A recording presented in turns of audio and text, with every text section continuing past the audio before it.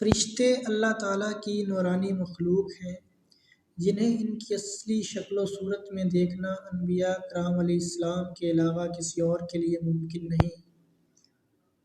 یہی وجہ ہے کہ ہمارے ارد گرد لاتعداد فرشتے اپنے کاموں میں مصروف ہیں مگر وہ ہمیں دکھائی نہیں دیتے۔ اگر وہ انسانی شکل اختیار کر کے ہمارے سامنے آئیں تو پھر انہیں دیکھنا ممکن ہے۔ انسان کی نسبت فرشتے عظیم مخلوق ہیں اور ان میں بھی چھوٹے ہیں اور بعض بڑے ہیں۔ فرشتوں کے پر، فرشتوں میں بعض کے 2 پر ہیں اور بعض کے 600 پر ہیں۔ قرآن کریم میں ارشاد پاک ہے کہ اللہ تعالیٰ ہی کے لیے تمام تعریفیں ہیں جو آسمان اور زمین کا پیدا کرنے والا ہے اور 2 3 4 پروں والے فرشتوں کا اپنا قاصد پیغمبر بنانے والا ہے۔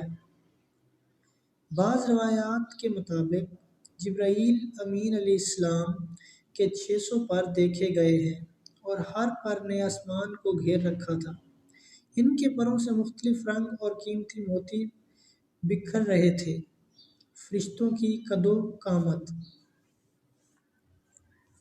وہ فرشتے جنہوں نے عرش اٹھا رکھا ہے، ان کی قد و قامت کے بارے میں سیدنا انس رضی اللہ تعالیٰ عنہ سے مروی ہے کہ حضور نبی کریم صلی اللہ علیہ وآلہ وسلم نے ارشاد فرمایا، عرش کو اٹھانے والے فرشتوں میں سے ایک فرشتے کے بارے میں مجھے یہ بتانے کی اجازت دی گئی ہے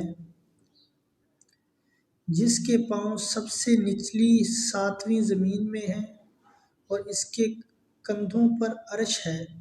اس کے دونوں کانوں اور کندھوں کے درمیان اتنی دوری ہے کہ اسے طے کرنے کے لیے پرندوں کو 700 سال کی پرواز چاہیے۔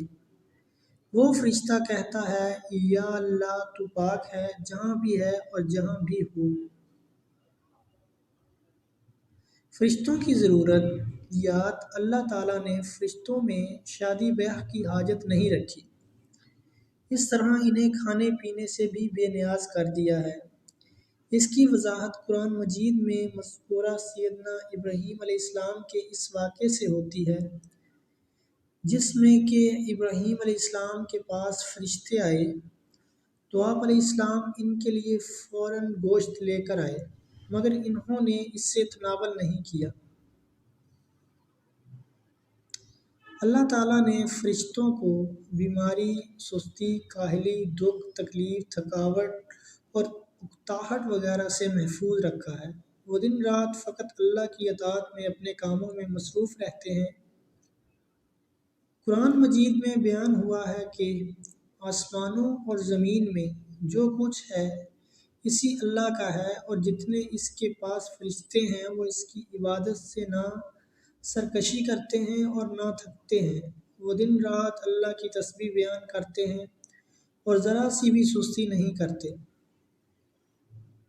فرشتے تقریباً عام طور پر آسمانوں میں رہتے ہیں جو صرف اللہ کے حکم سے مختلف کاموں کے لیے زمین پر اترتے ہیں اور پھر واپس آسمان پر چلے جاتے ہیں۔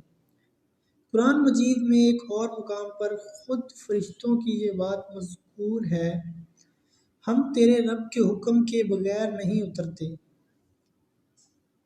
فرشتوں کی تعداد۔ فرشتوں کی تعداد کتنی ہے اس کے بارے میں کوئی تفصیل نہیں ملتی کیونکہ اللہ تعالیٰ کا فرمان ہے، تیرے رب کے لشکروں کو اس کے سوا اور کوئی نہیں جانتا۔ بعض احادیث سے معلوم ہوتا ہے کہ فرشتوں کی تعداد بہت زیادہ ہے، بلکہ اندازہ ہوتا ہے کہ انسانوں اور جنوں سے بھی ان کی تعداد زیادہ ہے۔ سیدنا ابو ذر رضی اللہ تعالیٰ عنہ سے مروی ہے کہ اللہ کے رسول صلی اللہ علیہ وآلہ وسلم نے فرمایا، آسمانوں میں کہیں 4 انگلیاں جگہ بھی ایسی نہیں جہاں کوئی نہ کوئی فرشتہ سجدہ ریز نہ ہو۔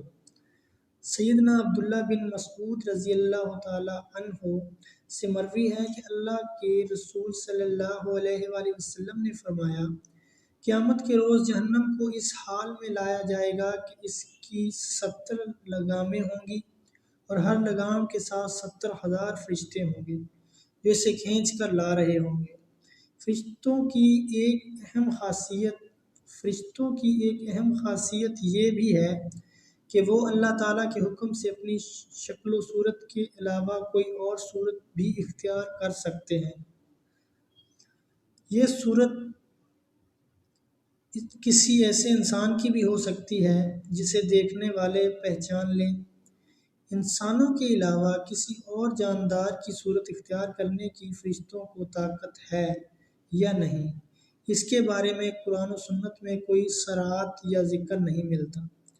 البتہ ان کی انسانی شکل اختیار کرنے کے واقعات ضرور ملتے ہیں جن سے یہ اندازہ ہوتا ہے کہ فرشتے اللہ تعالیٰ کے حکم سے دیگر شکلیں بھی اختیار کر سکتے ہیں۔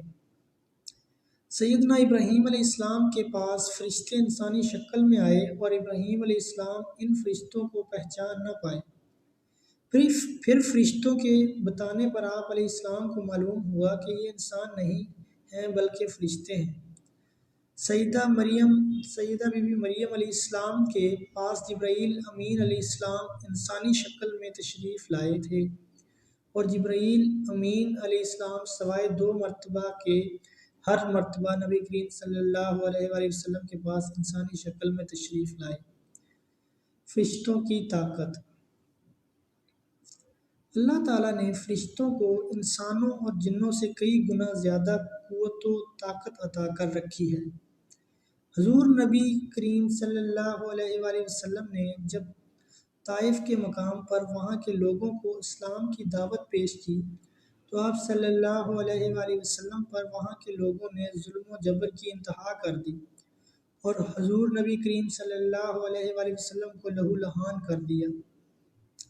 تو اس مقام پر سیدنا جبرائیل امین علیہ السلام تشریف لائے۔ انہوں نے آواز دی اور کہا کہ اللہ تعالیٰ حضور نبی کریم صلی اللہ علیہ وآلہ وسلم کے بارے میں آپ کی قوم کی باتیں سن چکا ہے۔ جو انہوں نے آپ کے خلاف اقدام کیا وہ بھی دیکھ چکا ہے۔ آپ کے پاس اللہ تعالیٰ نے پہاڑوں کا فرشتہ بھیجا ہے۔ آپ ان لوگوں کے بارے میں جو چاہیں اس فرشتے کو حکم دیں۔ اس کے بعد پہاڑوں کا فرشتہ مخاطب ہوا۔ اس نے حضور نبی کریم صلی اللہ علیہ وآلہ وسلم کو سلام کیا، پھر عرض کی، اے اللہ کے رسول، آپ جب حکم دیں گے میں اس کی تعمیل کروں گا۔ اگر آپ چاہیں تو میں دونوں طرف کے پہاڑوں کو ان پر لا کر ملا دوں جن سے یہ پس جائیں گے۔ اسی طرح جبرائیل امین علیہ السلام کی قوت و طاقت کے بارے میں قرآن مجید میں ہے۔ انہیں حضور نبی کریم صلی اللہ علیہ وآلہ وسلم کو زبردست طاقت والے فرشتے نے سکھایا ہے جو زور آور ہے۔ فرشتوں کا نظم و ضبط۔ فرشتے اپنے ہر کام میں نظم و ضبط کی پابندی کرتے ہیں، جس میں کسی قسم کی کمی بیشی یا سستی اور کاہلی وغیرہ کا مظاہرہ نہیں کرتے۔